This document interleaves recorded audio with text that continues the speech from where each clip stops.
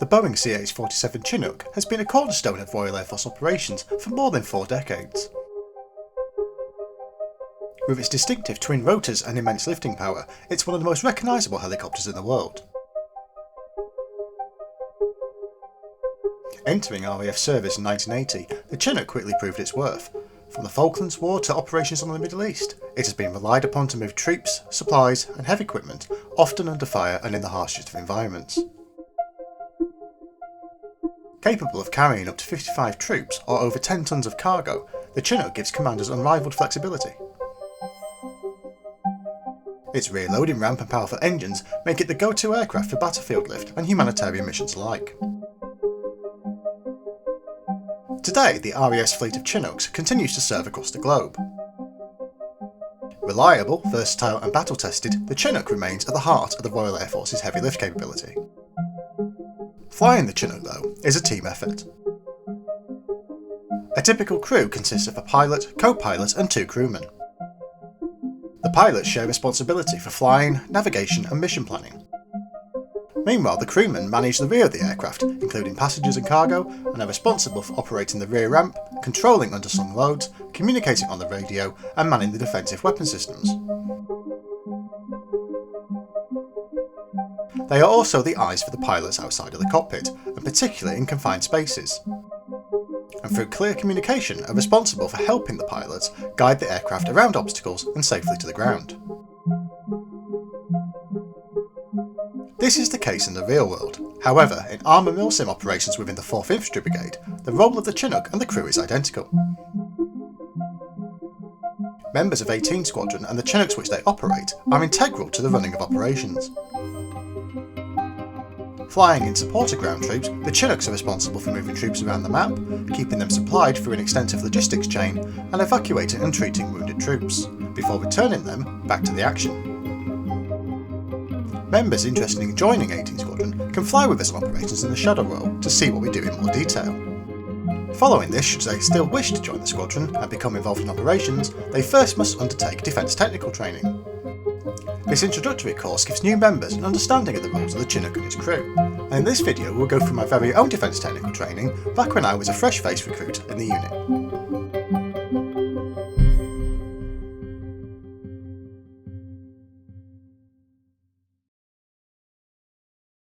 If this video leaves you interested in joining us at the 4th Infantry Brigade, and maybe even joining us on 18 Squadron, please take a look in the link in the video description and we will be delighted to welcome you. Enjoy the video. I might as well introduce that. I was going to ask who's the pet dog? That's Greg's. Hello! This is the static version of Greg's because I don't know how to get the moving one. Okay.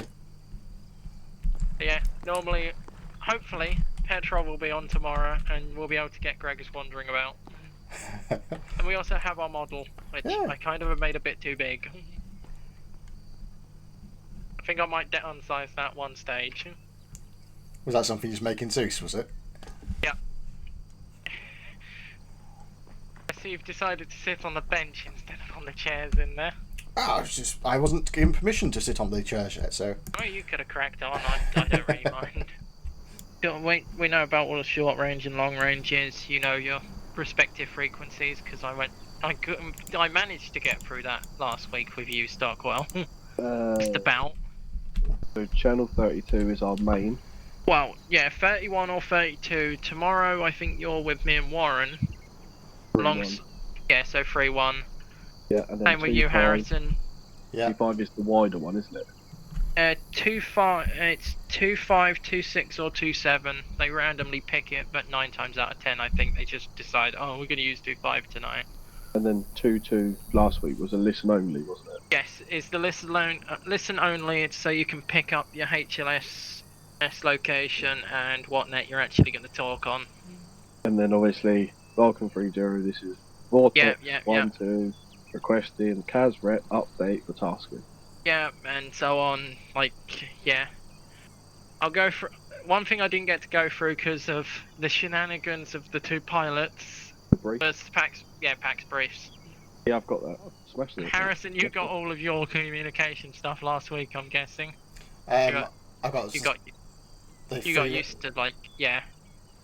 Yeah, listening into it, so there was like the free radios and turn ups to the slightly different frequencies and stuff, but we didn't go into any detail.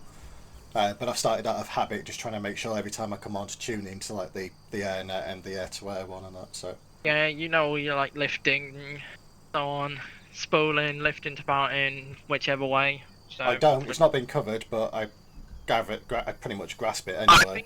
I think that's mainly covered in your air. Once you go onto the wings and all of that stuff. Yeah. Warren will go through all of that. Either that, or he can have a little lesson with you later. Okay. If he wants to. But yeah, I'm pretty sure that's all covered in your flying courses. Yeah. Alright, let's do the fun stuff. After that, mostly you'll be doing in Stockwell let's do rearm and refuel. Oh, I like refueling. Yeah, you know refueling because you really wanted to do it last week. Oh, I fucked around with it the other day with my mate Foster. Fair. So do I go and get the fuel truck then? Yeah, one of you get the fuel truck, one of you can get the repair. Okay. Do you want the vehicles placed anywhere in particular? Preferably brought in from the rear of the bird, Yep. just either side. Like, try and do one on, put one on one bird, one on the other. That's what I was going to suggest, yeah. Yep. Oh, hello there.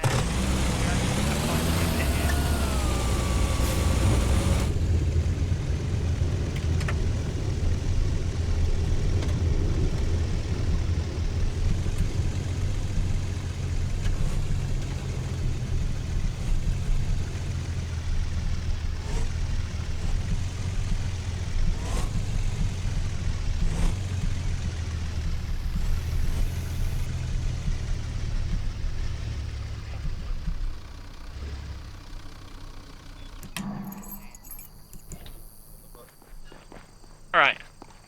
Alright, there's Stockwell. That's very broken. I know it is. I've done that on purpose. Oh. Because then we can teach how to do all the repair and shit. Because the repairing mechanic on this has now changed. Okay. Really? Slightly. So it's not just a case of taking a toolkit. It's not just a case of taking a toolkit anymore. Oh, it is, but it just takes a lot longer. No, but I can take one. Yeah, Hold I'll on. have to take one from there. Oh yeah, there's toolkits in here, sick. What I will do, what I'll say is if we go round, we'll do individual items. If it'll let me. I can do it. You can do it? Yeah, I can do it. Hang on, have I got a fucking toolkit on me? You got that toolkit, Ah, you'll just give me I a know what signal. it is. Hang on, I know why it won't let me. I can do it. Can I do it? Hang on. Traits. It's because I'm not an engineer. I'm in an engineer. I'm not an Yeah. engineer, technically. Here you are. When you take your crew spot, you get the engineer. Yeah. I love how you got MVGs attached to your berry. Oh That's yeah. impressive. Yeah? Fucking watch this shit. It's how he What's sees what's broken on a Chinook. Yeah, Oh shit. you can do it two ways. One of I'm which is preparing the fuel tank. yeah, you can do individual items, or in a minute once you've done that, we'll do a full as well. Right, so do you want me to do the engine then or something? Yeah, crack on. Okay. This is the basic way of doing it, which would be in the field. Yeah. I'm not sure. I would have to ask. You need to do a full repair. Oh yeah, it probably will. You finished that first repair, didn't you? Yeah, yeah. Yeah, the full repair will fix it all the way. You've sort of just taken duct tape and stuck it over the holes in the fuel tank. Faster. We'll go for it. Oh, fuck off. Yeah, you see what? It's all 300 seconds. 300 seconds, yeah, that's because this bird's fucked. It used to be a case of every repair would be 30 seconds, but I think they've now scaled it, so it increases by however much, depending on how active the bird I is. do like that, but fuck me, if we land in a fucking hot zone, we're in the shit. Oh, if you're landing in a hot zone, you're not doing a full repair. You are literally patching the bird to a point you can take off. Fuck that, I'm leaving Genshev there. Run it. So in that case, would it turn the things to amber then? and then it'll work. You'd get warning lights on your instrument Yeah, pretty panel, much. Pretty much the individual repairs will put them up to, I think, the amber state. I think you can do two rounds of. I'll be honest, I have not checked what the new settings are. If it just does amber and you can do another one, or it then requires 4 repair after the first. It always used to be 2 repairs and it was good. But that might have changed. Baka, any ideas? What was that, sir? About the repairs? I haven't touched repairs. No, we haven't needed to do it. It's not often we get shot. Yeah. How long's Last I left knew, on you that? repaired everything to a minimal amount and then did a full repair. Yeah, it's sort of repair to get out of the area and try and get back to base. Yeah, as long as you make it flyable, then get the fuck out. Yeah, that's If sort not, of the requirement. Yeah, if not, you just fucking Oh, you ditch can do it. 2 repairs and fully repair an item. I just did it with that fuel tank. Yeah, seems to have done that. That is for me. still the old way with that. They haven't changed that. So what else is broken at the moment then? You've got avionics, which are up the front. Yeah. You got engine up front. I'm trying to think how many engines. Engine up front? Do you mean gearbox? There's Yeah, it'd be gearbox. 2 engines. Yeah, it's counted as an engine in armour, but yeah, Right. it'd be main gearbox for the front rotor. You got 2 sets of fuel tanks, I think.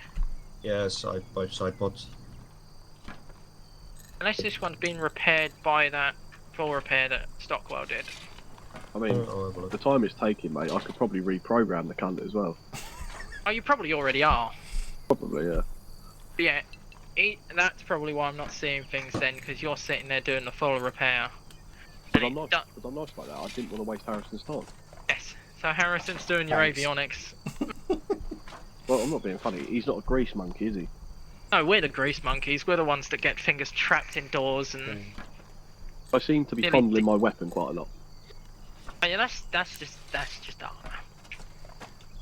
I'm That's like just one of those armour being aspiring grease monkeys who would love to be able to repair stuff but doesn't know how. And gets really excited when he like changes the ink cartridges on a printer or something. Or manages to change a bulb in the cockpit. I've done it! I've done it! I fixed it! Big achievement for some people. I was gonna say, the number 18 way is, if you've seen the meme to do a Boeing and Airbus pilots with the penguins from Madagascar where they just smack the fucking bulb with the book. I think I have, yeah. That is number 18. We Right. don't actually fix the problems, we just fucking smash the light that's flashing at us. Okay, there's nothing else to repair now apart from the main one. No, in a second, how many seconds did it say for that? What's this? Yeah. 56. 56, you got like a minute left then. And then this Chinook will just go poof, and be perfectly good again. Why do I feel like because Warren's our lead pilot tomorrow, and now we're in fucking 1-1, not 1-2 tomorrow, we're going to be in and out like a fucking prostitute's dildo? No, we do try and even things out. Oh, he's having a party. I already see Warren. He's got his fucking Land Rover, as always. Baka, Loitering with him. Mm-hmm. can you go put Warren's head through the windscreen of the Land Rover, please? Shoot him. Oh, he's found us.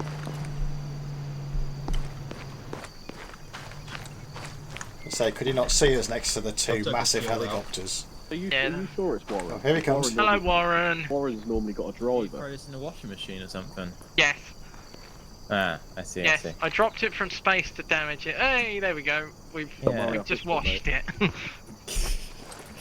Right, can I refuel it now? Yes. As long as the hose is long enough. Ooh. Oh, I just gave it a new for pen. fuck's sake, Warren. You're obsessed with this livery. I got a miniature one. A fucking 0.1 Oh, did you put that on scale. the little one as well? Yeah, it's on the little one that's in the tent. No. He's gonna go and look at it now. I'm shocked. I'm shocked the hose was long enough. They Not normally... that far away. No, we didn't actually park 6 miles away this time. I was very clever. Unlike... I think you were with me the other day when we were picking up the Almacoy stuff. Oh yeah, we fucked that off very quickly. Yes, we fucked that vehicle refueling off very quickly because the I hose think you'll for find your words were. I'm going to tell Warren. Fuck it, we're not doing it. Yep. Hose was like less than this distance and it just dropped. Yeah, the hoses are weird. I think it's all server sides. I think server 1 and server 2 they might be a little bit different as the settings are changed, but I feel that is a good position for this. Yes. And you both brought the vehicle in correctly. But you don't bring it to the front, do you? Well, Or is that just me just trying to be... no, Like you common don't. sense. So you don't drive from the front or do anywhere near the front because the lower rotors sit lower than the back. Yep. So that's I said obviously that. an issue. Yeah, I no, got yeah. to say that to you, Harrison, didn't I- I? that's why I No, drove it to the but back. I was going to Yeah, ask yeah. about whether or not the vehicles can hit the rotors and whether or not that's Yes. modelled. Yes. Fuck me, is Right. this You still can not also full? hit the Come on, hangars. cuz. So the biggest problem we have with the rotors and vehicles is when you're a little bit too close at the front and your rotors are spinning, you can get gradual damage, and over like a period of like 30 seconds, you get a little bit more damage, a little That bit is more full. damage, and you get gradual damage over Cool. It time. is full. Right. Which has happened a few times for me definitely. So it's something to look out for.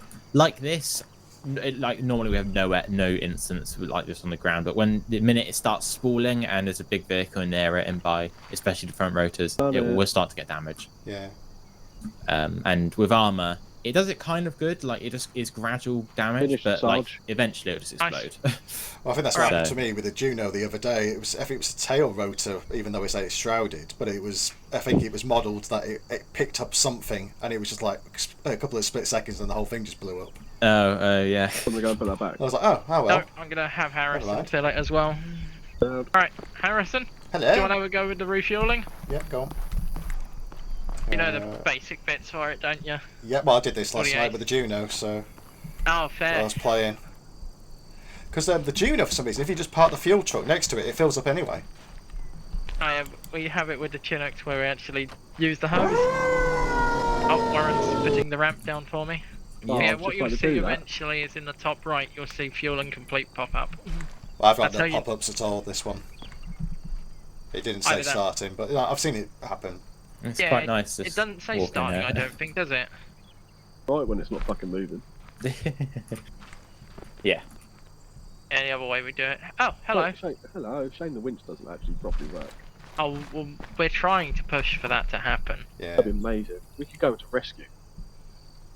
Yeah. I'll be a winchman. Fuck it, shoot me at the end of it. I don't care. Right, that's full. Do you want me to put the hose back? Yeah, go for it. Right, that's those two. Oh god, now we have the troublesome one. Time for the... Wait, is he gone now? Oh, he's running around there. Hello. Yeah, Warren, it's now time for the troublesome one, possibly. What's the trouble, someone? Hateful object that is that. That is What? What? Hateful object that is KP. Oh, KP. Yeah. Let's see how many people crash. Wait, are those our normal ones? No, they're green, but they're not in the server save, so Oh, we is never that to have move them. it? I was going to say, are those just the normal tugs but green? Yeah. We Yeah, haven't those got a are new normal mod trains. for Are we the... doing I do. some tugging of I placed them helicopters? down. 'cause No, we- we're doing I thought it crate would be filling of nice. stuff first, Oh. and then we can do some tugging of helis. Oh, right. It almost Yeah, we've should done that be- component yeah, repairing these stuff ones, and right? refueling. Yeah, it's now just, hateful KP. Cool. Warren's Where going we to put go- that where we back, go to do I think. Follow me? Following you. So, Filler. you both jump into KP crate filler for me, just before we start this bit. Just Okay. go into the left-hand drop down and click on, say, weapons, and make sure stuff appears in there. Yeah, for me. Any weapon in particular? You should just see a list of all different weapons, both of you. Yeah. Mm-hmm. Both Yeah. seeing it? Good. Hooray! That makes the change. Are we just doing what we done the other day then? Yeah, Stockwell, I did this with you, didn't I, the other day? So, do you want me to just make a random crate? Yeah, pretty much. You know, you remember how to spawn them, don't you? Yep, pressing the plus buttons. No, it was in the actual crates. Uh, Left Cool. drop, left top, very top drop down will give Yeah. you all your types. oh, empty pallet. Is it? Yeah. 9 Will times we- out of 10 you'll be spawning the empty pallet. Or empty pallet. Do I request it first? Yep, click request, and then There it we go. should poof. And then I can just fill there it it up. is. Can I fill it up from here or go to that crate? Nope, you fill it up from the same menu. You literally select it in the right drop down. Sound. I was gonna say, Harrison, do you want to follow along in case you ever need to do Yeah, I one, don't know if which you wanted me is to. highly unlikely. No, I was saying to Stockwell, I quite like the idea of doing all the training for both pilot and crew in case you need to fill in on anything. Oh yeah, so. definitely. It makes yeah. sense in that respect, though. To be fair. Yeah. So yeah, left top, very top one is your types, as I said. Then Uh-huh. you'll switch over to the top right one, and you'll see what ones are available and what's in them when you select it. Yeah. So yeah, then same bit, all your categories. So lower, left, drop down. That has all your items in. Normally, the like co-pilots, if they're assisting us loadies, will read out for you. Okay. So at the moment, I'm seeing things filling onto that. Yeah, Stockwell's putting pallet. stuff in. Right. You just need to make your own one, mate. So what do I click Top for left. that? Top left one. Yeah. So yeah, if And you then go to request empty a fresh pallet. one, Request crate. Yeah. another one spawned. Right, is that enough? I'm not filling this all the way. I'm just going to quarter fill it. That's fine, isn't it? Yep, that's fine. You say Door another crate. one spawned, but where do I see that one? Though? 'Cause Right I'm hand still top drop down. You should see now 2 empty pallets in it. Ah, yes. Yep, click the Right, there we 7 meter go. one. Yep. Yep, then just- Stockwell's just deleted his. Ah, fuck! I went to store. Yes, store. That's how you delete them. Store Okay. crate is how you delete them. Roger. So yeah, you just literally just click the pluses and that'll put the respective amount of items in. Yeah. So like 1 L85 say out of weapons. And that was then spawn inside the crate for you. Okay. You got it selected at the top. So yeah, the store button is gonna just Delete, erase the basically. crate and delete it. The clear button will also delete all your stuff. So if you just filled out the whole company logistics order, don't click either of those because you're going to be in a little bit of trouble. Yeah, because you have pretty to fill much. it all up again. So those are kind of things very easy to click, but make sure you don't click them. Right, MRE, cream chicken soup, because Yes. that's all they're getting. Fuck 'em. Yes, exactly. Right, there we go. You passed. You have passed number 18. That's it. He's giving him cream chicken. Right, so I've made that. I've made that pallet now. And then what do you want me to do? Come out of that it. is. Yep, you can come out of it. We can then, if you come over to him. So once it's on, all you need to do, you don't need to click anything. You just come out. Yep, literally come out, and then if you come over to this crate here, you'll see all your L85s. Sorry, this one. Yeah, Oh, yeah. you can pick it. If you scroll wheel on them, you see the option for taking. That's how you pick them up and move them. Oh, and now at the rig moment. sling load. Huh? Rig for sling load. Oh yeah, that's how you do the crates. We'll come to that in a second. Okay, so But yeah, pretty much. If you wanna just practice moving these about, we're meant. You got to be careful with these, haven't they? Because they can Yes, they will damage people. you. Yeah. They will damage, and you can damage yourself with them, as Mr. Warren knows. Where is he? Warren, Hello. how do I move it? come stories scroll to the next mouse, lot of you killing and then yourself middle in mouse button crates. on take. Seeing as you're good at that. Oh, so basically, if you give me a crate, I do you mind me can't having see this now. one? Have it. There you go. I can't Okay, see basically, if you do something like This. that, there we go. What the Yes, fuck? you can drop them on your own head and kill yourself. How fucked is he? Very. Yeah, let me just hear myself. I can't see where I'm walking though. So you can lift it up in the air and if move you it just forward. look up, If you upside. kind I of can't look up. Oh, yeah, but that look doesn't up, help you'll because I see can't yourself. see. And it's Obviously. kind of just being aware of your surroundings. It's quite tricky, but... And obviously when you get Warren. close to a bird, you need to be aware of where you put those crates as well, because that will interact with the blades and whatnot. So it's kind of a good to get used to. If you use your X and C keys, you can move the crate around. he's not even paying attention. Hello. Hello, Greg. You want to know what's funny, Aaron? It's the proper Greg. It's an actual animal. It's actual Greg's rather than my Gregs. rather than my one. Oh my god, it has actual fucking animations. Yeah, how? Oh my I god. just copied Aaron's Alsatian and pasted it. Wait, what? So if you copy it, like, I think it's an off chance it actually becomes a fucking entity. Oh my god! He's off. Oh my Right, god, yeah, that is catch him. really lucky how I've got that. Amazing. Delete my other one. That is amazing.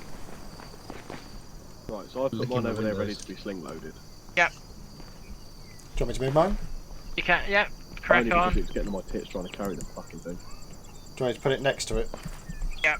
I think you might have missed the Warren bit. X and C rotate it, F and R I found was easier. and Yeah, F and yeah. R push it forward and back. Far away from you as Ah, fucking possible. okay. Yeah, you'll sometimes see us on the airfield just walking along with a crate just rotating. Yeah, that's sweet.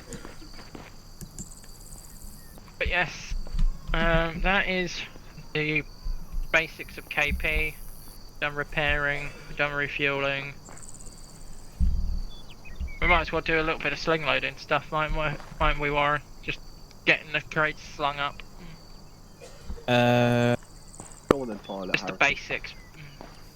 Depends where you want to just jump in as sling loading like crates to the ground now, or do you want to go on to some of the talky stuff? Completely depends what you want to do. Let's do a bit more talky stuff because then it's done. Yeah. I was gonna say, what are you doing? Trying to jump on it, but yeah. There you go, success. You're gonna sit on it. Naka, bring him over. On you two. We'll go over here and do it. Oh, you're gonna sit over there, are you? You don't want Yeah. to sit on one of the fancy chairs? Help. No, I got my own bounce chair. I'm gonna sit this side. Where's the other one got to? Oh, he's busy with Greg's. Oh, I still. Yeah, he can sit on the floor, the animal he is. Right, I think it's time for some aircrew responsibilities stuff, Warren. Yeah. Is there pilot stuff in here? No, it's Or all is it just- it's all aircrew stuff. Oh, it's all loady stuff. Yeah, it's all loady stuff. Cool, I wasn't sure if there was pilot stuff, because if there was, you could always do that with Harrison. Yeah, While no, I do. it's all loady stuff, but Harrison can half tune out. No, I never tune out, no. always listen. because it's Good. it's important Best way to be. important the pilots know what's actually being talked, because all of this is about Chinook stuff. Oh so. yeah, true. There is pilot stuff included with the air, like with our loady stuff. Yeah. On this. Yeah, exactly. So first part of this is all your flight procedures.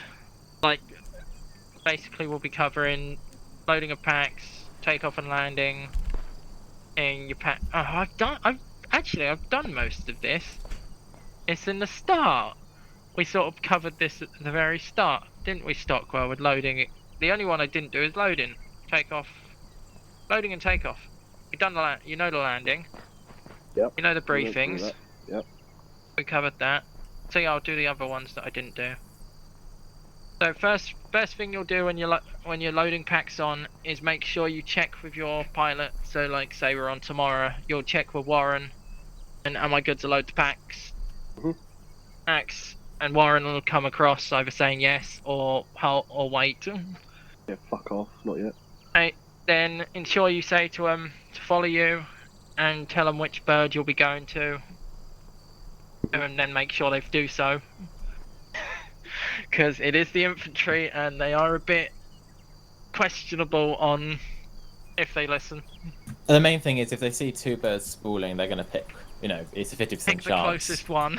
Yeah. So if both birds are kind of spooling up, but doing completely different tasks, it's just to keep a good hold of them. Yeah, it's fine. And then sort of standard procedure, which I try and follow 90% of the time, is to, once you get to the airframe, kneel at the end of the ramp or side, sort of give them space to move on. Yep. And try and count the number, unless it's just an absolute clusterfuck, which it sometimes turns into. Yeah. And then obviously letting the pilot know that all packs are on board. Yep, that was going to be my next thing. Once everyone's on, and you've made sure all packs on and clear rear. Yep. Yeah. Yeah, one thing some people forget about that is it's all packs on, but it's also including any crew. So, for example, if Aaron goes and runs around and you're saying all packs on, but Aaron isn't on and he's in a flight, then technically it's not all packs on. So it's kind of being reliable for everyone jumping on the Chinook. I don't want to check the inventory of that. I want to stand up and have a drink. Yeah. Landing stuff. You've got pretty much all of that on the knowledge. The countdown to on altitudes is one of the main parts. But the biggest part is making sure you're clearing your rear obstacles as well. So pilots will call through what said obstacle is. So say we were coming in behind us, it would be last obstacle terminal. Or last obstacle this tent that we're in. And you'll be watching out for that and then letting them know once we've passed over the top of it so we don't hit anything. Yep. And so that relates to you, Harrison. You might be the one calling out to the loadmasters what the obstacle is. Okay. He's watching on the camera. Normally us loadies will hear, and there is definitely the clonk of the rear wheels hitting in the deck. Yep. I'll listen out for that. Call that to the pilots so they know once they've actually touched. And then it'll be pilots will call safe on deck, and that is when we get to call debus. Yep. As long as you have a pilot that does it, which sometimes you have to check with them, don't you, Warren? So, are we safe on? Home from the back. Yeah, majority are pretty good at it. Few a little bit slow sometimes. Yep, few need reminding. Yeah, PAX briefs. There are two types of PAX brief. Although I only ever use really one. I'll do the full one pretty much every time. Nice little top tip for you, Stockwell. Try and sort of memorize your own little one. Yep. And like I always have my standardized one now because I've been here long enough that I've sort of standardized my PAX brief. For the same thing every time. Yep. Just saves you mixing up your words and it being all over the place. Yeah, fine. Nice. You do have the casual as well, which is just shortened down. Just welcome aboard. We're going here. And here's your 30.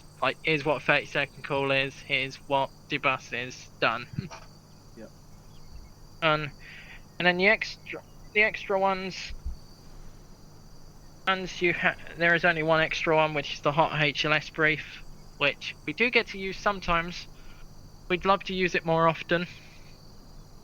Which is just if HLS is marked as hot, you let the packs know that it is, and not to move around the left side of the airframe due to possible minigun fire. As we would hate to take their heads off with the minigun, that to upset them. Welcome. It's the example in here is HLS is marked hot, so weapon systems will be active. Please do not move around left side of the Chinook.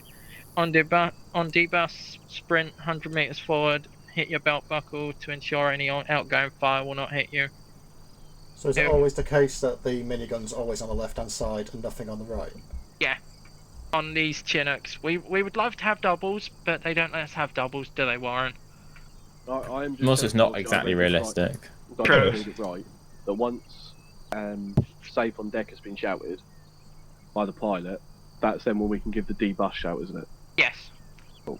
Yep, so how I see it is the safe on deck call is the pilot handing the responsibility of the bird over to you. So you're responsible for dealing with everything and you're kind of in charge in terms of keeping everything sorted. Then once you then say all on clear air, you're given the responsibility back over to the pilots to then do what they need to do, and that kind of goes backwards and forwards. So that's how I see it. Just making some little notes just to make sure I've got it right then. Yeah. Always good. So, Do we have to say welcome aboard Vortex 11? Can we not just say we're heading to grid da da da da da da?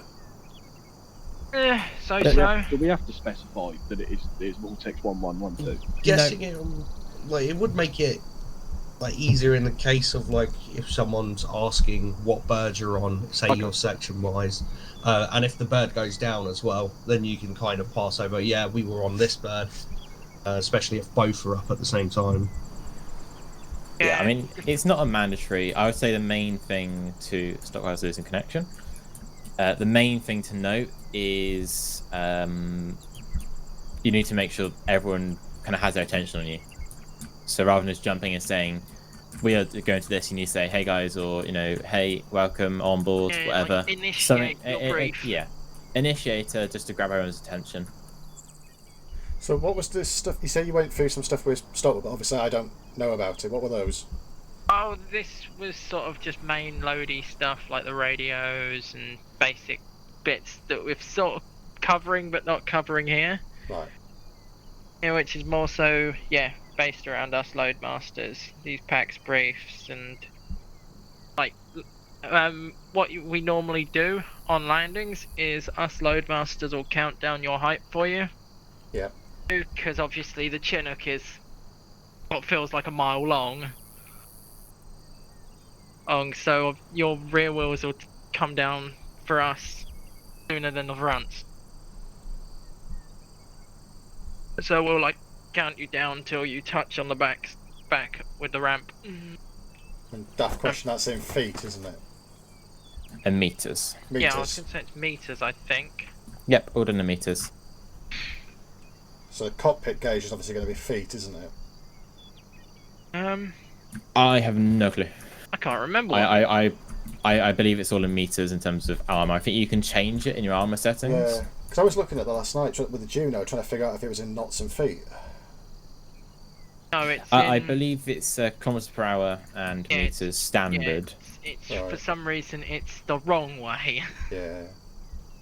But like Harrison, do you have any questions in terms of kind of loadmaster procedures in terms of taking packs to the bird, you know, takeoff procedures, landing procedures in terms of communications, just stuff like that? Verbal communication side within the airframe. Not so much. I was just thinking about when they're boarding. So you approach it from the rear. Any particular side? Ideally, the loadmaster's going to come from not the left side, so not the minigun. Obviously, our base design isn't great at the moment in terms of that. So really, it depends. Often, it will be from either side. It just isn't really something that is strictly done. But yeah. Yeah. At the moment, we're normally pretty much we'll run like we did at the start, like you did from the spawn. Yeah. You'll come that sort of direction with the current design. And then when we're on the ground, it's just wherever they appear from. They don't really follow a set. Oh, we'll stack them up this side, and then bring them on. Apart from if we're doing big platoon lifts, then they will normally bring them up to the bird, and stack them up in lines. If we're doing like an actual deploy from base style platoon company lift. Because last week during the op, we always landed face on to the guys who are going to be waiting for coming on. Is that pretty much standard? Depends on pilot level, but in terms of landing at HLS, design as well. Yeah, in terms of landing at HLS, it's completely dependent on the pilot. For example, Colthurst, that was his second week properly flying, really. So he wasn't really in any sense to do that. The more experienced guys, I say, try and get close to Huskies, try and spin it the Chinook around where you're comfortable and whatever. Completely depends on experience. So there's no real standard force way of landing because at the end of the day it's always pilot preference. But it's nice to get nice and close to them. I like landing nice and close to the vehicle they have the casualties in or whatever, or even just spinning around to the backs right next to them. I like doing that. It's not like nice little bit of fun, but completely depends. Some nights I'm just like, I really don't have the effort inside of me to do it. Or the mental skill, Warren. Sometimes. Yeah. Some days you just feel completely out of it, and it's just like, I really can't do this right now. Yep, when you're flying with Warren, you'll have it occasionally here. I'm flying really shit tonight. Yeah, it's meaning more like at base, to be honest, rather than say in the field. Yeah. Oh yeah, that's always mostly head on because Yeah. What's going on over there? Thacker, are you messing with fucking AI? over Mostly there? in terms of landing at see the later. pads. We quite like our nice pad landings with all the 4 wheels and deck, and it's a little bit hard when you're Welcome back. doing that spinning around. Sometimes people spin around, but mostly it's just head on. Yeah, sometimes like with you and like Genchev and that, if you're bringing Mertz back, we might come almost like hover taxi in and face the ramp to the med. Yeah, I did that on hut. Saturday, didn't I? Were you with me on Saturday? remember. I don't know. On Saturday, yeah, the other bird was away doing something, so I just parked myself, spun us around, ramp towards the med tent, so they just had a little walk out, head into med tent, get sorted out, and could get Then back we're on. off. So, Yeah, it's sort of we do yeah. it to try and keep things fluid and quick Yeah. because we hate Stockwell. keeping the infantry stopped. Have you got a kit saved in your arsenal, or? All right, let's do some sort of Loadmaster radio communication bits, which Stockwell I know you know a bit of from listening last week. Yeah. With your Mertz, co-pilot will normally. Well, start of the night, co-pilot will get the main fluid net because we don't often change, do we, Warren? They normally stay the same. Yeah, typically It's stays very, the same from very the start. rare. We're going to be What- staying the same for fucking a while. What I've noticed though is that there is like everything goes to the co-pilot, and then the co-pilot picks up what's already been said, and then the loadmaster then just basically. Oh yeah, we do it the proper. message again. Like we do things the proper way, but we also do still have the 2-2 that we listen to. It doesn't bother me. At the end of the day, I know that the pilot and the co-pilot, it's their job to take down the grid reference and all that to plan the route, so I don't care. Yeah, that's the way we normally would do it. But yeah, they'll pass you all the info. Oh, and you sort of went through the basic radio comms with me earlier with the SAC. It's Warren. You technically need to update the Mert stuff because it's not. We don't very much use Saxon anymore. This course is a little bit outdated. I have changed it now. It's from 2022, so give me some slack. Yeah, it was pre all of the Vulcan change. But yeah, it'd be Vulcan 1, like, with us it'd be Vulcan 3-0. That's what Vortex. I've written down. Yep. That's the standard one for tonight, or our night. So from last week, I've just got written down Vulcan 3-0. This is Vortex 1-2. Message over. Wait for him to reply. Vulcan 3-0. Requesting a CAS rep for Met tasking over. Yep, that's basically your starter one. Which is obviously just what I took down from listening to you last week. Yep. Yeah, Vulcan 3-0, Vortex 1-2, requesting, CAS rep for Mert tasking, CAS rep for this tasking, something, just basically the CAS rep is what you ask for. And alongside that, possibly... We also go to 3, isn't it? I don't know if I did write that down right, but Vulcan 3-0, this is Vortex 1-2, message over, and then wait for his reply. And then it was... go HLS to him report or whatever. for reinsert as well, isn't it? Yes. So we give them a name of packs and their we platoon or troop. I was going to say, we technically don't do that. That is a co-pilot one. The co-pilots will call...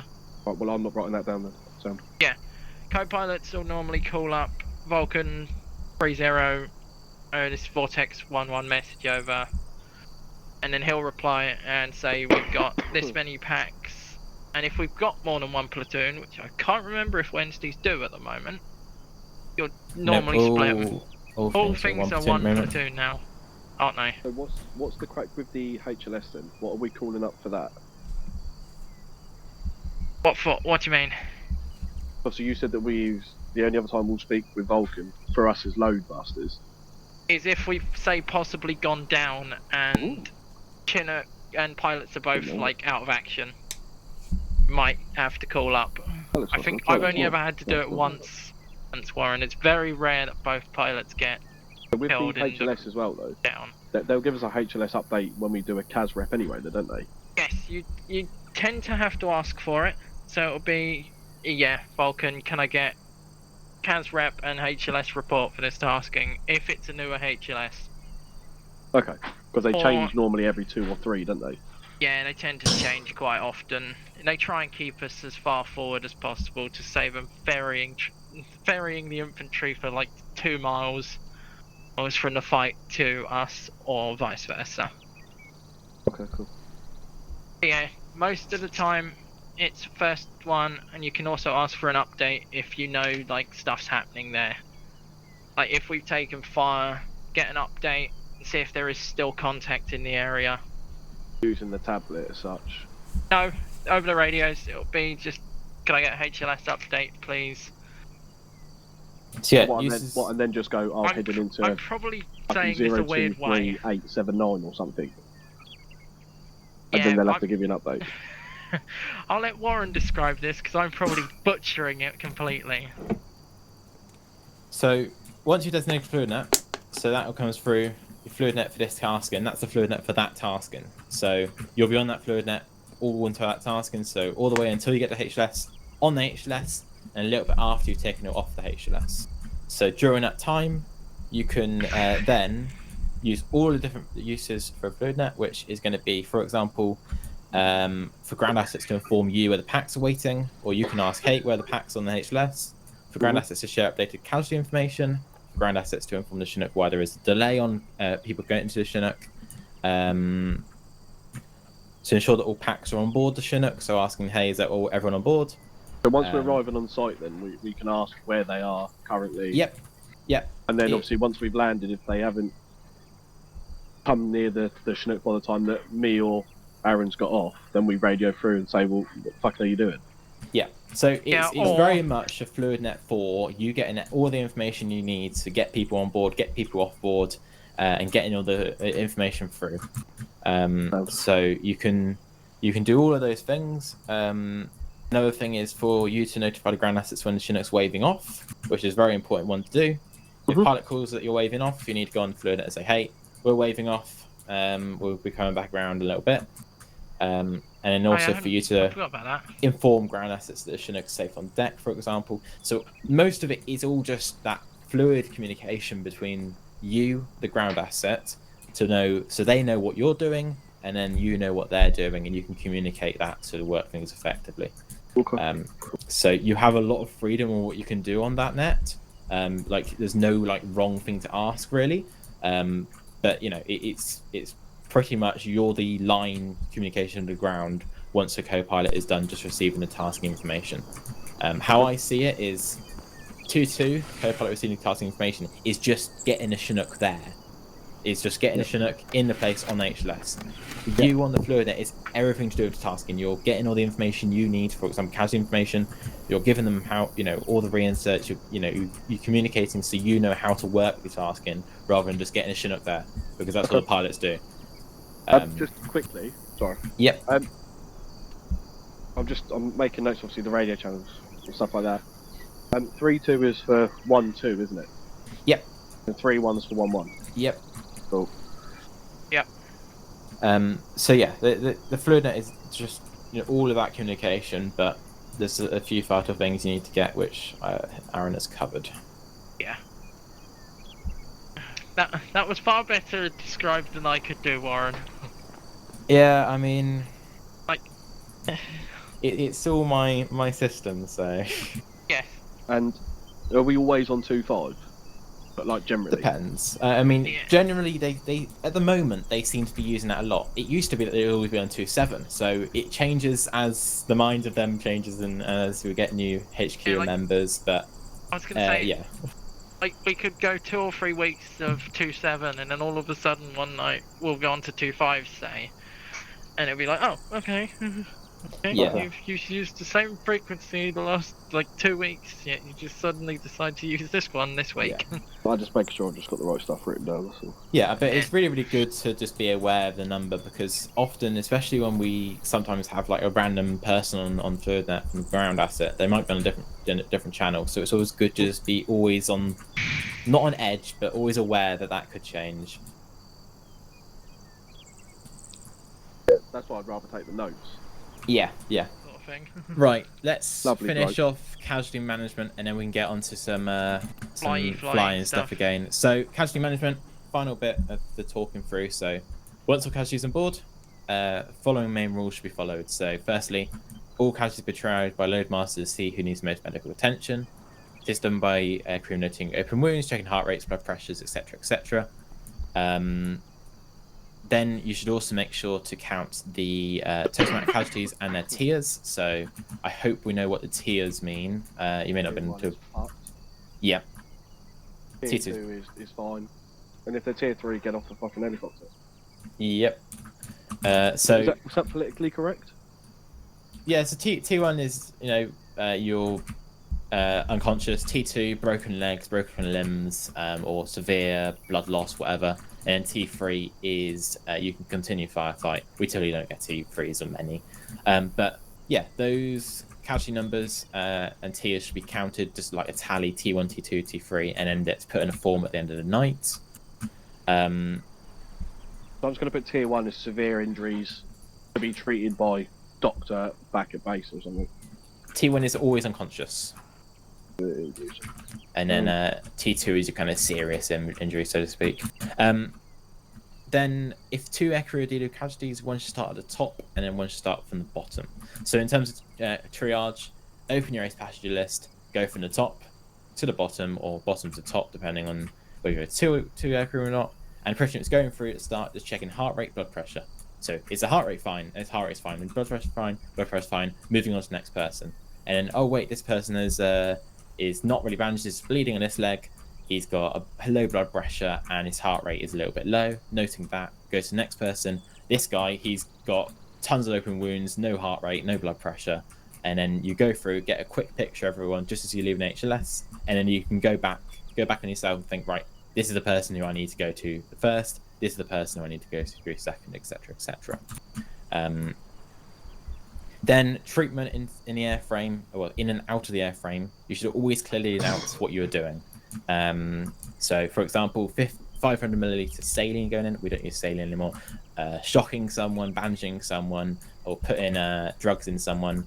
And there is a whole reason why we do this is because you don't want to overdose someone. I've been overdosed a lot before. I took some massive pain. I got pain relief from my co-pilot. He said, "Hey, I'm putting morphine in," and my loadmaster at the same practical time said, "Put morphine in," but didn't say that he was putting morphine in. So then I got overdosed and I passed out while flying the bird. As a pilot, that's not something you want to do. So communication when treating casualties is very, very vital. And even as a solo loadmaster, it's still very vital because you'll sometimes have the co-pilot helping you, especially when you have a lot of casualties. So just that communication is very, very required. And also, the packs themselves may treat themselves and each other when they're in the back. So if you're just fluent on that, talking either on the PAX net or the crew net, you can just keep that all working well. Yeah, that's controlled comma, isn't it? Yes, I believe so. So what does this look like when you're inside the aircraft then? Is it all like a list that comes up on a keybind and it stays within the seat? Or can you actually move around inside the aircraft when it's in the air? No, so you'll just be opening the ACE passenger list, and then you go through the passenger and you can open the medical menu, just like sitting in the bird. You won't be moving around the bird. You'll just be like, even if you're in a co-pilot seat, you can bandage someone all the way back of the bird. It just brings up a bar of basically who's there. Yeah. We can jump in, if you jump in the lander over here, we all just like jump in quickly. Us, at least 3 or 4 of us. Jump in anywhere.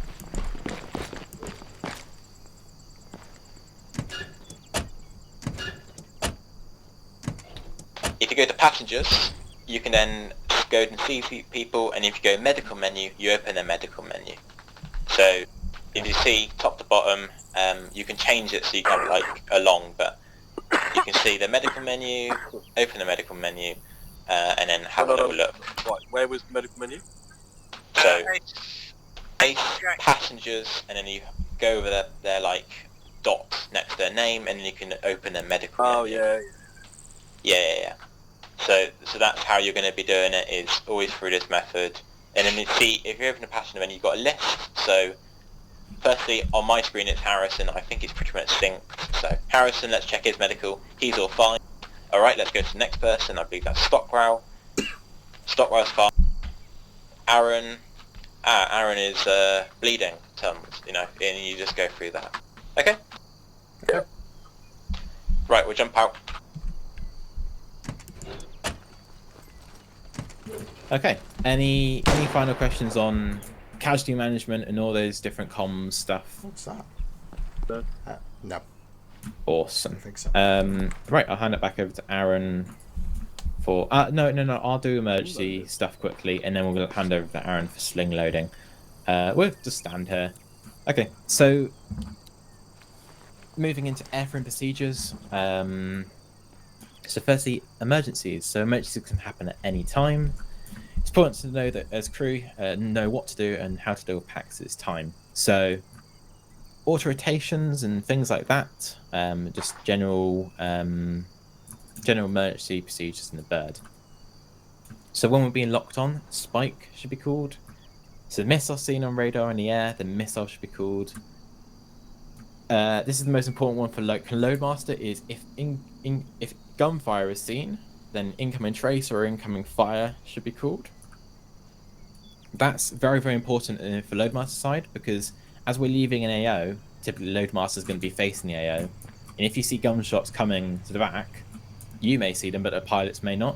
There was a couple of operations ago where we had constant AA fire every single time we came out of an AO, and pilots had no clue at all. They couldn't see anything, but obviously the Loadmaster, they could see all these gunshots coming. So it's good to know, so the pilots have that spatial awareness of, hey, we've got gunshots, we need to, you know, head it low, try and get some cover. But it's always good to know, so it's always a good thing to have a little eye out of.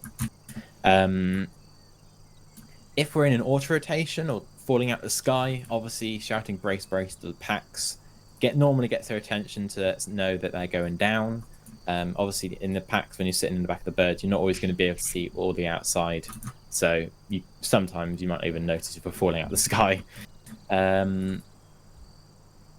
And then once we're kind of getting towards the ground, a ranking infantry member can be chose to lead the infantry drills if we're definitely in a kind of place where we're going to be pretty like stranded, so to speak.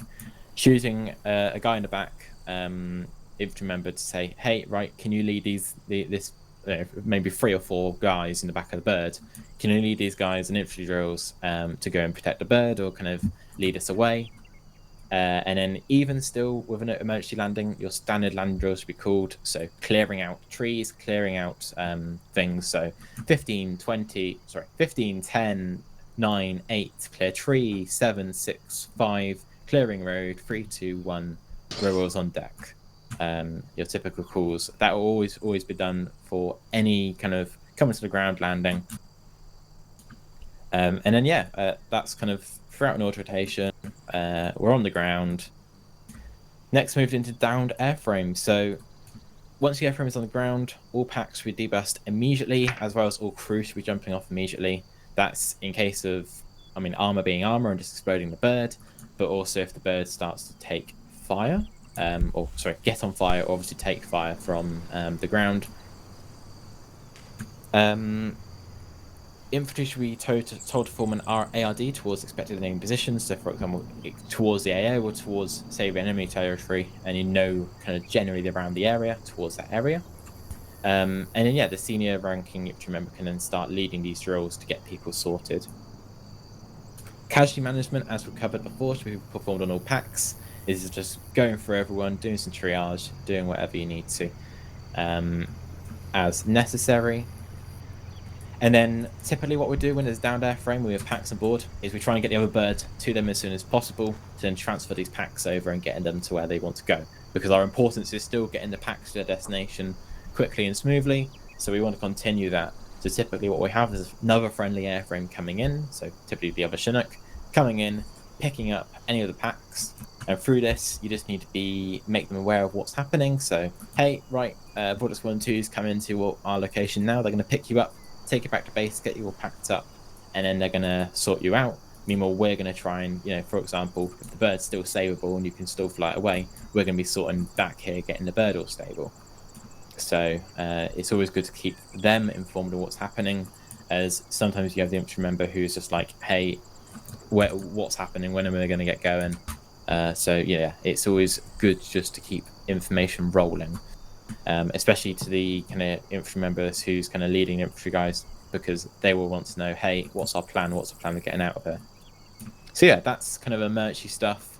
Not always used, but just nice to keep in mind, just the organisation on the ground, because sometimes it can get a little bit messy. Any questions on that or anything? No, that's pretty clear. Cool. Okay, Aaron can then jump us into sling loading. Right, I'm just gonna. I have some bad news. Unfortunately, your bird is not flyable, Warren, at the minute. They're trying to fix it for you. Rip. It's always a special bird with a special livery that gets. Yeah, you know, I mean, they're trying to hit it with a screwdriver. It sounds like a bit you, Harrison, to be fair. Take it up and get it fucking loaded, son. Right. We might as well do both of you, because we got enough crates to do it with. Yeah. Oh, cool. I am moving at normal speed, not walk. Right, let's do the little crates to start with, because then I can do this with both of you, and then move to some single stuff. So if you each move those crates, one to the front, one to the back. What, like that, you mean? Yep, just carry it over. You can spin it if you want, with all the keybinds. You putting yours in front of mine, yeah? Yeah, can do. Yeah, that's fucking easy. I was gonna say, You've already moved yours. Harrison, if How you do... close? Oh no, let's take them actually over to the bird. Oh, you can take that. Yeah, I was just gonna say over to the bird. So Harrison, if you do yours to the back and Stockwell, you can put yours on the front. Or at the front. Directly So, behind or to the side? To the side, so sort of put it about in line with the rear wheel. Yeah. I'd say. Sort of, yep, that'll do.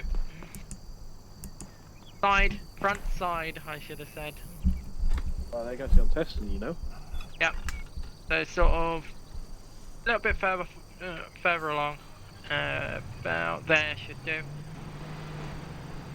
Yeah, that should be close enough. Yes. And that might need to go forward a little bit more. Alright, did you both keep hold of the cargo slings? Yeah, I've got one. No, I don't believe I do. Should be one Chinook, right? There might be one in Chinook. Oh yeah, there's not one in your bag. No. Yeah, Chinook's got 4. Oh nice, Chinook's got 4, you can grab one then. I should have mine. Okay, just the one. Yep, just the one. You Okay. only ever need one. I don't know how that works, but Yeah, I've got they're one. wizard slings that you can use multiple times. Yes. So, Stockwell, have you done sling loading before? The ace sling loading.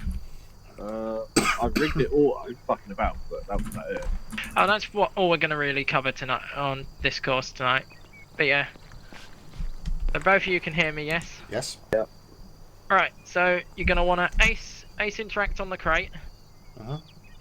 You'll see rig for sling loading. Yep. And then it's got all the options for manual rigging and so on. Yeah. You want to just for now use auto rig. That will automatically place the best hook points it thinks for the crates. Okay. It's does it ask about adjusting? No. Good. So then normal thing that everyone says is if you prone is best, and then sort of just move under, you'll be able to see your points better. If you ace interact with the airframe, you will see, say like hook, whatever, I can't remember what the actual, I think Yeah, it's attach cargo. Yep. That's the one, yeah, what it was. Oh, did you drop yours? Yeah, Stockwell, you've dropped your ropes. Yeah, it's hover Got over it and release, isn't it? Yep. Magic click release. Yep. There we go, I've got the end. Ooh, what are you doing? I don't pick it up now. If you find the end of it, which it's now being a sod, the end is right by my foot. So if you crouch, you might have to crouch because it is a sod to pick it up. You should see pick up. There you go, you got the rope again. Yeah, the rope should be long enough. You should see about where... Hang on, let me see. What is it I'm looking for? So if you hold Yeah, hold yeah, your I've got it. Windows key or however Oh it yeah, is. you got it for the middle. That's great. Yeah, you've managed to get it on the middle one. The front hook is always the sod to find, isn't it, Warren? Fuck that. It never wants to behave. Yeah, so we're on main and aft right now, which Yep. would not be a balanced Chinook. No. Yes, I was just gonna get into that. I was just Right, going I'm gonna to say release it, them Nick. both in a Chinook. But yeah, stock core. The front one's always the hardest to get it to work. Yeah, that's fine. No, I just put it there just out of principle because I remember Oh, you yeah. saying the other day that it was a shit. Yeah, it is. It is a big shit to get the front one. Let me see if I can actually get it. I want to chat. I want to see if I can get it to do it.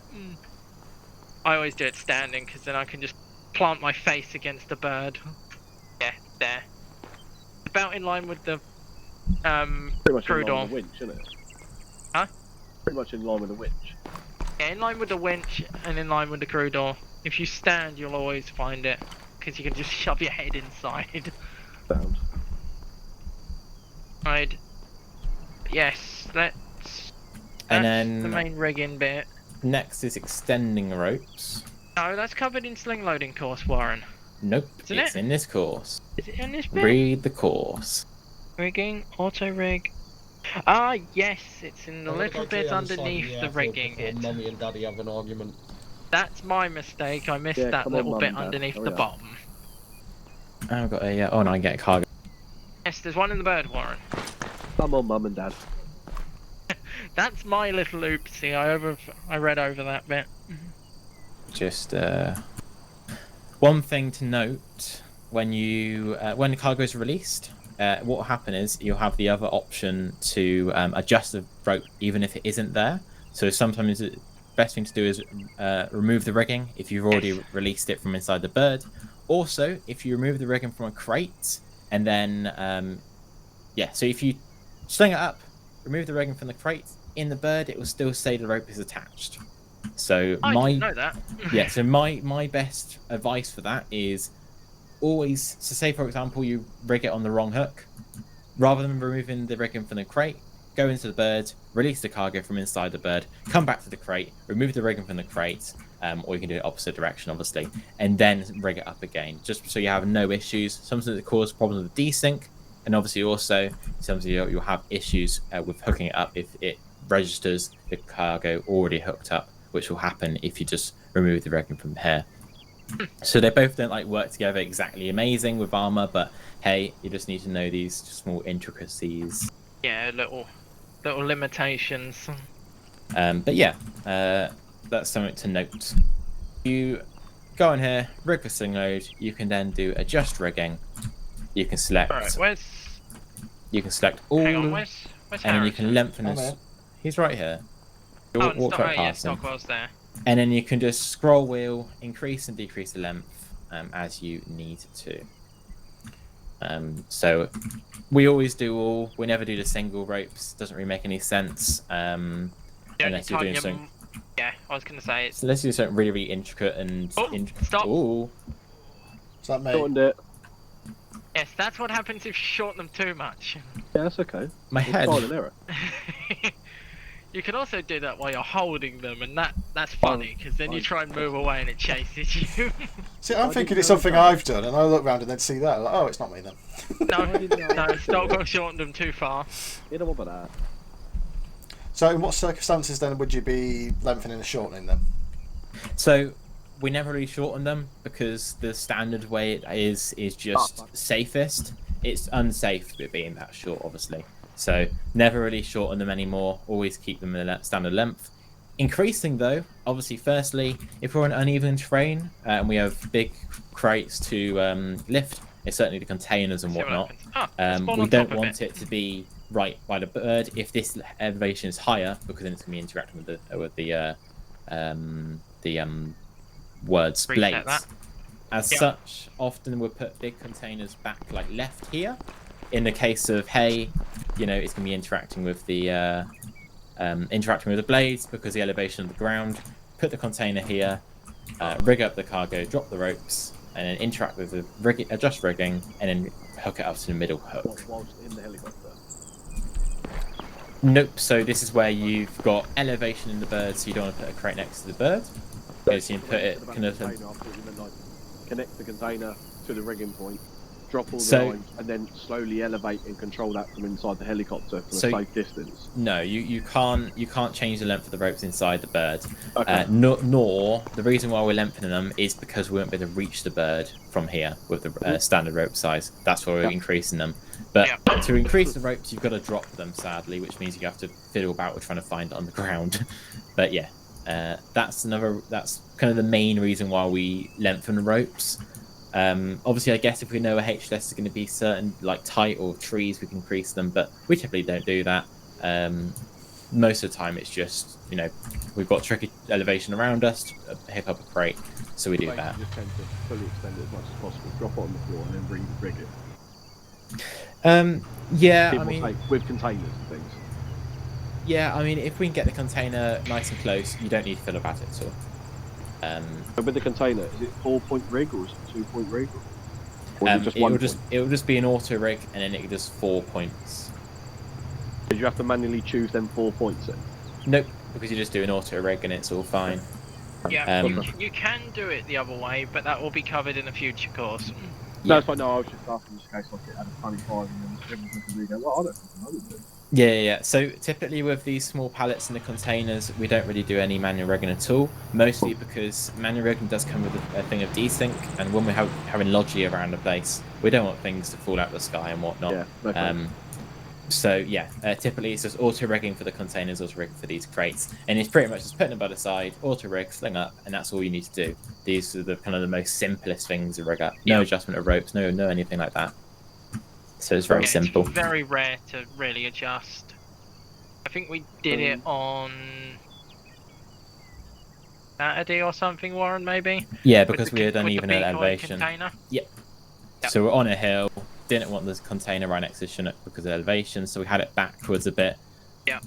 Hook, auto rig, drop the ropes, just rig in, up to center hook, all good. Yeah. But yeah, in terms of bringing on the birds, obviously we have 2 crates or 3 crates, double hook or whatever, and then typically it's just going to be 1 crate on the center hook and it's all good.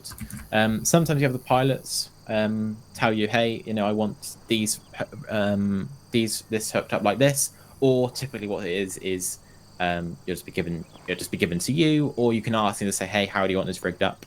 So it's just that communication. Anyway, I'm watching the time. I want to be. I want to use the little buggy to move the helicopter. Yes, we can do it. Are we? HLSs are set up, by the way.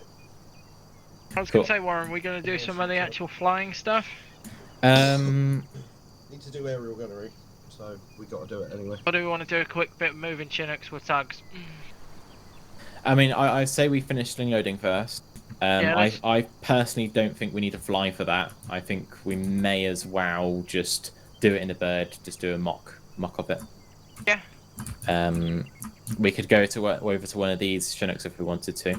Either that or give me a second, so we don't have to waste time running about. Because I have that already. Awesome. Oh, that's the hover. Yeah, that's the hovering one. I made this up ages ago. So yes, this is another more advanced version of the slinging we've just done. Which is called... Well, this is the hover slinging stuff. Which Warren has just demonstrated for us.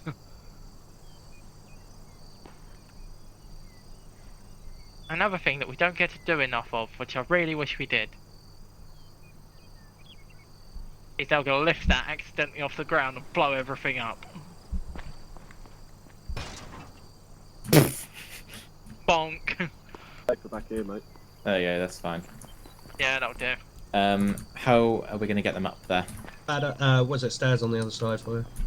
Cool. Aaron, do you want to talk through stone loading or do you want me to? Working this cargo hatch. I can do it quickly if you want. Yeah, the working hatch you'll probably do a bit faster. Okay. Stairs aren't close enough, Thacker. Yeah. Stockwell Harrison, if you just want to come down here quickly. Yep, done. Oh, he's got hurt. Okay. We're not. Yeah, the containers do have fucking physics. So, working the sling load hatch. So, once cargo's been slung, it is then your job to jump on the sling load hatch.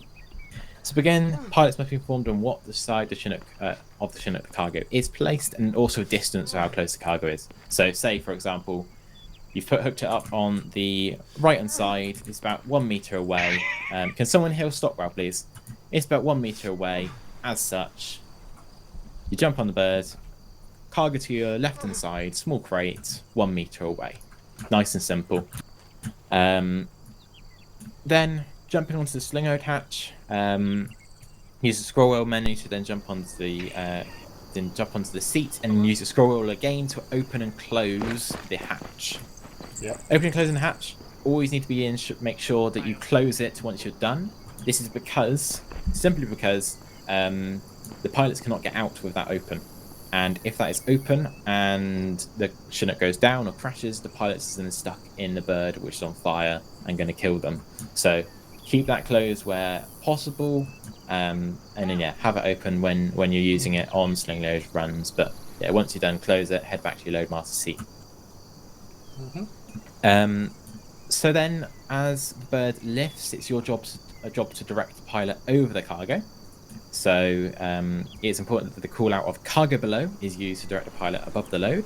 So you can go shift left, shift right, shift forwards, shift backwards, which then prompt the pilot to slowly pull the Chinook up above the load. Once you say cargo's below, the Chinook is now going to lift, because the pilot's going to start lifting. And there is a few things you need to note. Firstly is the height of which the Chinook has lifted the thing off the ground. So you see it lift up, and that's about 10 meters. You're going to note that. And then the next thing to note is if the cargo is secure or not. So that's going to be all 4 ropes, cargo secure, or for example, hey, 2 ropes are snapped, you've got 2 ropes on, or all ropes are snapped, the cargo is not on at all. So a typical call out will be, does someone hear what up? Stop running. Cool. A typical call out will be all 4 ropes attached, lifted at 10 meters, for example. Or, hey, lifted about 15 meters, cargo is secure. That's your typical call out that's going to happen. Okay. Then, when we're coming into HLS, your feedback of last obstacles will be communicated as normal. So that's your last obstacles, etc., etc.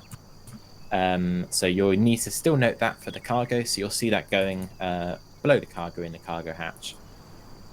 And then it's the drop of the loadmaster to then direct the pilot into the HLS, clear obstacles, to then drop the load. So call-outs such as shift right, 10 meters forwards, clear to bring it down, are short, snappy responses that the pilot's looking for. Okay. Once the cargo is on deck, it's important that it's dropped immediately. This is because the pilots have got to stop the Chinook going down and hold us in the hover, and also then not to bring us back up. And with certain loads, with certain weight, it can be a little bit more difficult to then stop the Chinook coming down, etc., etc. One good example is the Husky. So 100% collective is going up, 95% collective is going down because how heavy it is. So as such, it's a little bit harder to bring it into a hover, bring it down onto the ground. So releasing the cargo as soon as possible is very, very useful. So if you ace interact with the airframe, you'll have the option to release the cargo. Selecting this option will release cargo from all hooks. You can then open that up and select hooks separately. So you have release cargo for all hooks, or you can open it up and go aft, main, forward, main, and aft. And then you can select those independently and drop loads independently. So for example, say the front and rear ones are for one HLS and the middle one is from another HLS. You can then go for 2 HLSs with the same cargo, etc., etc. So that's something that comes with time and practice, just knowing all of those things. But yeah, at the time of kind of release, most loadmasters will have that ready on their screen, so just hovering over it. Once you see the cargo on deck, they immediately release, and then the pilot can go off. So it should be a normal, quick operation. Within a few seconds, it's released and it's going. Once it's released, you then just need to shout saying, hey, cargo released, or cargo off, clear, so anything like that. And then communicate to the pilots, and then you're cleared to move away from the HLS. So that's really working the sling-load hatch. Any questions or anything about that? No, I don't think so. I was going to ask about with the different loads, do they have different weight physics on the aircraft? Yes. It depends. I mean, okay, majority of them do. Some things like that don't. So, like for example, we had like a massive like bulldozer or something that had no weight on the Chinook, so it felt like a container.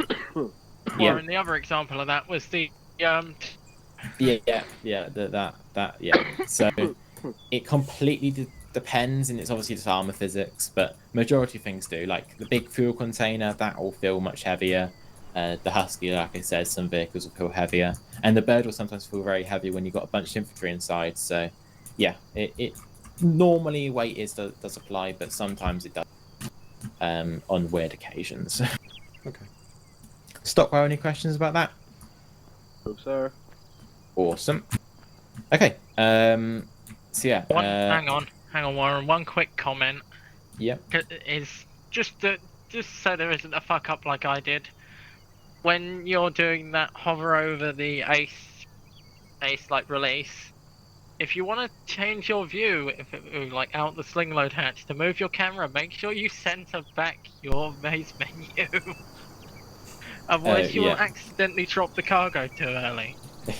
I did that one up with, I think it was a coyote or something. Not a coyote, a foxhound, and I dropped it and broke it. Yep. Okay, Aaron's gonna take you up and then jumping in the slinged hatch, and you can just work it and drop the cargo. Okay. Cargo doesn't look very straight now. No, it really doesn't. I wonder what I can do with it. Not going right on the top. No! Fuck for that. Thank you, Armour. Thank you, Armour, for fixing that rather than killing me this time. Warren, leave it alone! So, am I getting in? Yes, if you can... Yes, there we go. We managed to get Oh. the position. Let me get you healed. Am I injured, am I? I heard it. Maybe just got bruised. There you go. Oh, hang on. There we go. Yeah, it's a bit finicky. Oh, no. Harrison? Right, there we go. Bonjour. Which seat would you like me in? I've seen. You sit where you like, mate. Right. Harrison's there. I'm going to jump on in the middle. Stockwell's in the middle. Yeah, I just thought I'd just put my arse down. Cool. I'm gonna make sure I can see. So yeah, pretty much just imagine we're coming down. You can approximate your countdown to the bird, like to the floor for the cargo. Oh, sometimes, or just work it out as you come down is what we end up doing most of the time. Like, we know, I'm trying to think what the standard rope length is. I think it's about 20 meter lines that we have standard. I'd have to check with Warren with that. But you can take that off your normal, like, altitude countdowns. If the pilot wants you to, count you down to touch. But yeah, then it's literally just watching for the cargo to land. You'll see the ropes go slack. And then, yeah, do your normal release. This cargo. We're just releasing it now, yeah? Yeah, I think Warren is messing with things, so yeah. Warren is messing with things. So ropes have gone slack. Cool. Back, so it'd be cargo on deck, and then you'd release and let the pilots know that it's released. Got cargo on deck. Released. Cargo And dropped, cleared off. yep. Cool. Perfect. I need to move out of this fucking seat. Yep. Just switch to like loady seat or something. Yeah, I'm trying, my mouse wheel's not working. So. Mouse wheel is being problem. Here we go. Oh, don't worry, I'm on the big guns. Ah yes, you are sitting next to me. So Harrison, you can now switch in. To sling Load hatch. Yep. Done. So yeah, sort of same as before. If Warren's all done, cargo is now not on deck. So yeah, you'd be counting down.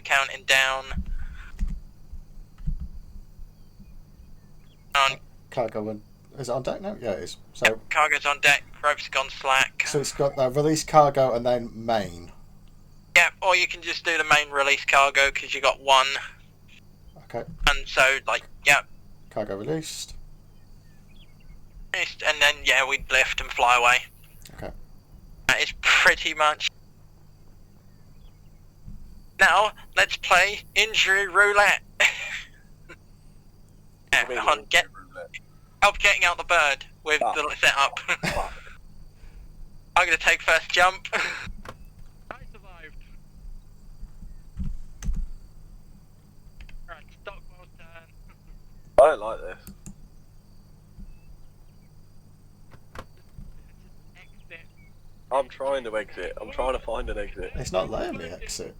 No, I have to can't. change seat by the looks of it. Go on. Just press V. Oh, it's because Stockwell jumped in pilot seat. Just out having a fit. I'm out. Right, I'm Run getting away. rid of my. I'm getting rid of my stairs. Ow! Kaboom! There goes the kaboom. Well, that wasn't me, so I don't care. And Warren has. We all good? Yeah, I'm sound. I got a minor thermal burn from the Chinook exploding. That's about it. I didn't get nothing. Right, you should be all healed. Legend. Right, what's That's next? That's Right, It's the very close to my dinner time. There's the explosion of the night Let's get going with aero gunnery, and then we'll end it. Okay. So aero gunnery. So firstly, we have two weapon systems, which is going to be the M134 minigun and the L112A1 GMP. So the minigun has 2,000 to 4,000 rounds per minute options, and then the L112A1 GMP has just 1,100 rounds per minute option, which you can press F to shift. Which is one on the back of the helicopter? Yep, that's a GMP. Oh. And both would be to be used in defensive purposes only, or as instructed. So we have a few procedures. Mostly it's just noticing when to call certain words. So our weapon procedure. So weapon check can be conducted over the water to ensure the airframe's weapon systems are in working order. So once over an empty area of land or water, you may request to do a weapons check. The pilot or co-pilot may also request to be carried out. This should not be done near populated areas, which could result in damage to property or death of friendly forces or civilians. So you'll be given the cleared hot call from the pilot, so that's permission to fly. As such, take the weapon off safety and call weapon hot, and then fire a short aim burst at the terrain below. And then once the weapon is on safety, call off hot. Very simple. Moving on to our weapon fire procedure. So before you can commence firing onto targets, you must first receive permission from the pilot. The co-pilot will be designating targets using the onboard optics system. So this is going to be, for example, infantry bearing of this distance. So, infantry bearing 180, 100 meters. Again, all our weapon systems are used in defensive purposes only. So if we are shot, then we can return fire. So pretty much, if we're being shot at, we are clear to return fire, but it's always down to the pilot discretion. So if the pilot doesn't want to return fire, you won't be returning fire. So firstly, you're going to be waiting for that cleared hot call. So some pilots, including myself, will give a cleared hot call before into the HLS. For example, hey guys, if we get shot at, you're cleared hot if you can PID. That's typically what I say, and then typically after coming out the HLS, or a few HLS might say, hey, right guys, you're not cleared hot at all. Again, pilots will normally just say in a moment, say, right guys, you're cleared hot, once if they sense we're being shot at. Or you can request permission to say, hey, right, we're being shot at, am I cleared hot? Typically, the latter one I just said is always the best one to try. You don't want to be firing without permission, so I would always suggest just always asking for permission anyway. So once you're taking the weapon systems off safe, you're going to be given a signal of safety off. Once you've seen the target, it's going to be a signal of tally. If friendly call signs are seen, you're going to be calling a signal of visual. Before firing, you're going to call weapons hot or on hot to indicate they're about to fire or going to be firing. That's very important for the rear gun, Jimpy, because the pilots cannot always hear that when that's being in action. So it's always good to call out when using the weapon systems. The minigun on the latter side, we can always hear because it's loud. But the Jimpy is sometimes a little bit too quiet for the pilots, so it's always good to notify when you're using the weapon system. Once the firing is complete or the weapon requires reloading, you're going to call off hot to indicate you finished firing and on safe, or reloading if the weapon is being fitted with a new bout and a weapon is not able to fire and you're planning to fire again. So it's going to be either off hot, reloading, or reloading, starting on hot again, or completely just off hot. So all actions of using the weapon systems should be called out to the pilots and the rest of the crew.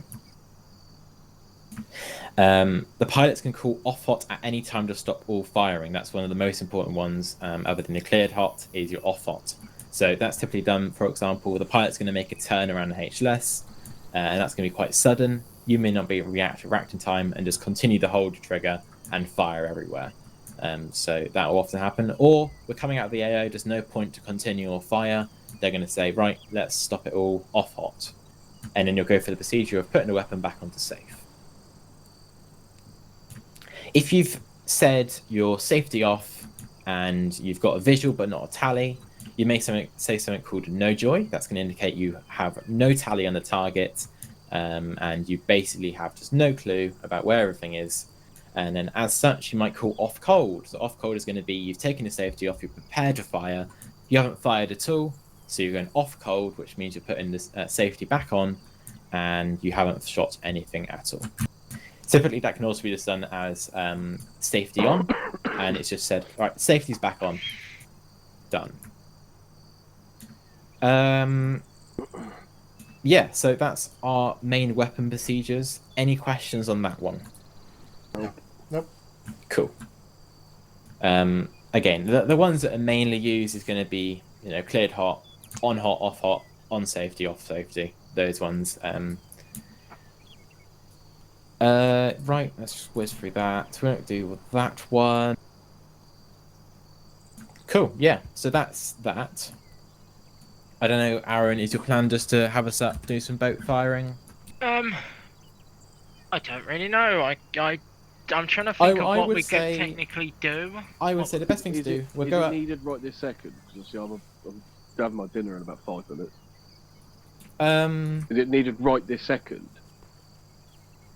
Aaron's choice, really. I mean, I would be happy if you are happy with that weapon fire procedure and you don't want to play around the guns right now. That's fine. I've only just redone my ACNT.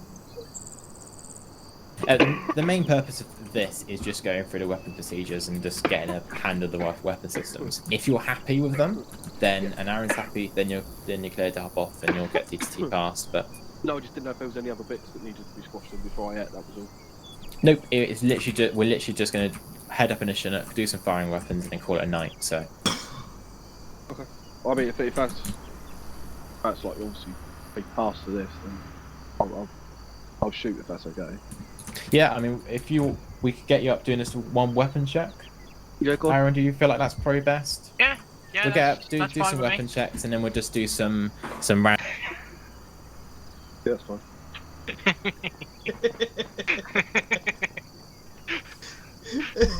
Behind you two.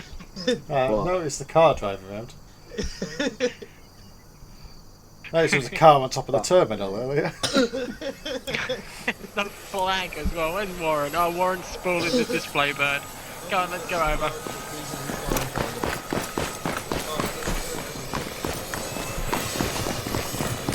Where's Harrison? Oh, yeah, control. You followed. I'm unsure. Oh, you can jump on the big gun. Gonna say stop.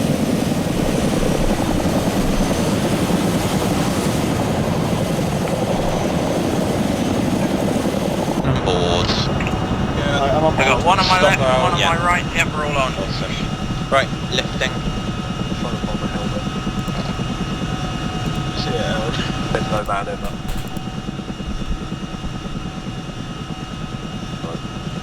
What are we going to do, Warren, over the water? Yeah, I'll head it over the water. I'll fly at about 100 metres, and then we will clear it on whatever.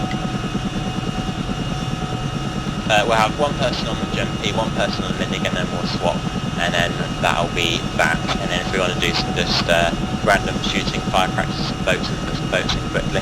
If Stockrow needs to go before that, that's fine. Yeah, like we can always do some cars on the runway, light up some technicals. Yeah, you can put some cars on the runway. That sounds good. don't say that with backer about. But nothing's shooting us, obviously. I have an issue.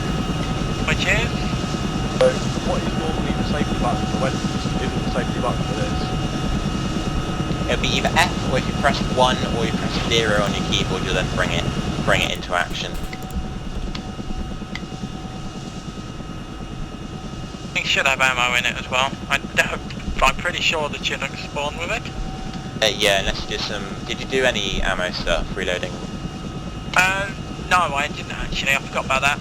But that's pretty self-done, which we can do in Zoa if need be. Very easy Right. to do. You are cleared hot for weapons check. So- I want 1 times on the jumpy, 1 times on the 1 times on the minigun. So I need And to then- move to the loadmaster seat then. Yep. Yeah. Okay, so And I should then check before I you're did cleared that. It wasn't going to make anything go squiffy. No, you can move around the bird. The only thing is you sometimes desync and get kicked out. But right, we're stable out. Warren, it shouldn't happen. Yeah, you're cleared hot. I have good internet, so it's fine. Can we just shoot down to the water? Yep. Cool. What, anything? Yep. Just literally Okay. fire. It's Alright, just a weapons on hold. check. It's just checking it. Not Thank firing. Oh, I love the stuff, man. It's not firing for me, why? Press 1. Yeah, One. try pressing 1. You it may not might, have your might be safety off. unsafe. Oh, there you go. On hot. And off hot. Nice Hot. reaction. You're cleared hot again. On hot.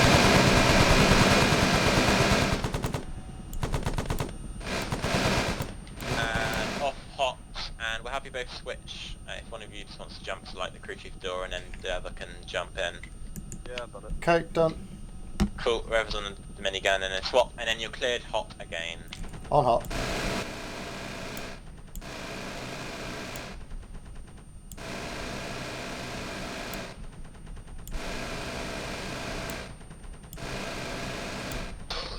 And off hot. Off hot, reloading. Roger. Yeah, we'll put them back onto safe now. That's all good. Aaron, did you want to do anything else? I don't think I'm so. lost. Hold on, right, I just Warren. see now. I see where I need to go. I was going to say 06X0. Yeah, I've got it. No to go home. We can drop off Stockwell if he needs to hop off, and then if Harrison wants to stick around and do something, he can. Just practice. Yeah, I'm absolutely fine. Buggy. Who the fuck's on as well? Barry, you're going to teach me to safely move a helicopter? There is a Juno up, just so you know. And Yeah, why not? And it's not me tonight. Yeah, I'm just trying to find out who that fucking Juno pilot is. Is it Smudge, who's usually on and not on the radio? I'll be confused at what all the fucking shit on the runway is. yeah, I'll be Smudge.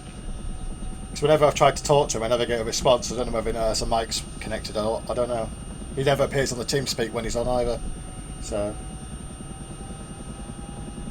That was risky, Warren. Why? You nearly smacked your ass into the ground. No, I didn't.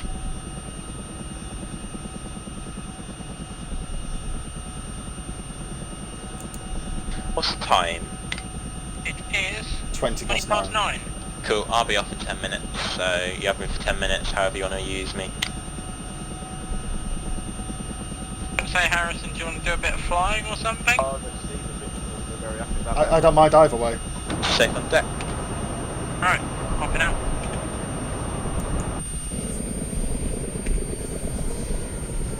I know Stockwell, you want to do some tug stuff. We can do that tomorrow. being Yeah, fair, I like think some drag tugs. some birds around tomorrow. Harrison, I'll just go and move on or something.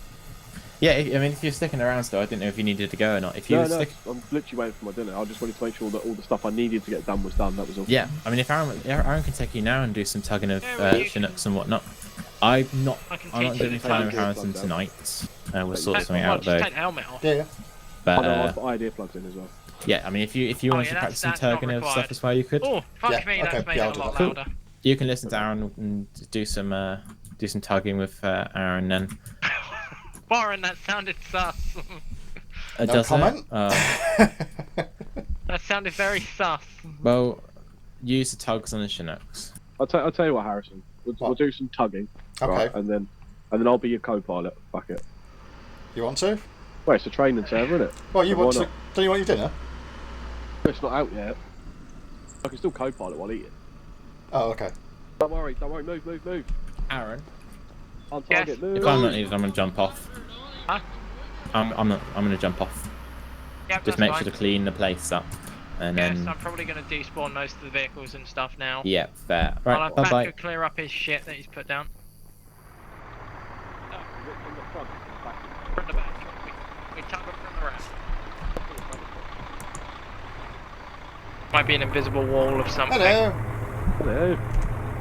So, if you sort of pull up behind, then press shift and B, a little dot will pop up if you look behind you, Oh yeah. and you'll see the one with the Chinook. Line them up. For some reason the mirror no longer works on this. It used to work. Right. If it disappears like that, just pop it up again, and then you can see it. And then if you get close enough and do it, press it like now. Up here. What? Shift and B again. You'll see the Chinook possibly move. Sometimes you have to click it a couple of times and it will register. You gotta wait for it to actually register. It's another finicky piece of our load mastering and piloting stuff. So keep coming back. There you go. You're connected. So if you now pull forward, the bird will come with you. Some deployments we are told, oh, go and put Chinooks away. So like if we drive over and reverse in pretty much, yeah, we'll be told to put them to bed. Same keybind again to drop it. So you just stop, shift B, and it'll drop it. Or it should do. Just, yeah, pull away slowly. Make sure it has done. Well, I've Simple as learned that. that, so I'm happy. Yep, simple as that. One thing to note, you will question the first time you put one of these in a hangar. If it's going to explode, it will not. The rotors clip through the hangar. It doesn't have like collisions with the rotors when Let me you're worry about tugging. death, Will. You let me worry about death. We have plenty of worries with that. If you fill in on a Sunday, you'll learn that flying with Bartos. Never switch seats if you're flying with Bartos. You will be yeetoed out the bird quicker than you can say a suicide. Right, shall we go and do some co-pilot stuff then, Harrison? Yep, I can give you about 15-20 minutes.